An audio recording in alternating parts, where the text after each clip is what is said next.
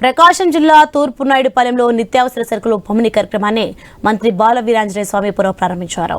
Ration షాపుల దగ్గర timing ప్రకారం సరుకులు తెచ్చుకోవచ్చని ఆయన సూచించారు. 65 ఏళ్లు పైబడ్డ వృద్ధులకు ఇంటి దగ్గరికి సరుకులు చేర్చే విధంగా ప్రభుత్వం ఏర్పాట్లు చేసిందని మంత్రి తెలిపారు.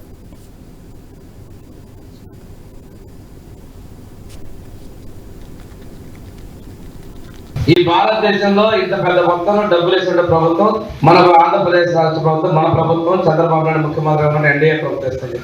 రాష్ట్రంలో మొత్తం 1,46,00,000 కార్డు ఉంటే మన జిల్లాలో 6,61,000 కార్డులు ఉన్నాయి. 1వ తేదీ నుంచి 15వ తారీఖు వరకు ఎప్పుడైనా వాళ్ళు తీసుకునే విధంగా షాపులకు అవకాశం ఇచ్చారు. 65 సంవత్సరాలు పైబడి అంటే వాళ్ళు రావడానికి మోసుకెళ్ళడానికి ఇబ్బంది కానీ ఇంటికే ఇచ్చేదానికి కూడా ఇచ్చింది. మన గ్రామంలో కూడా అటువంటి లిస్టు 165 మంది పైన ఉన్నారు అనుకుంటాను.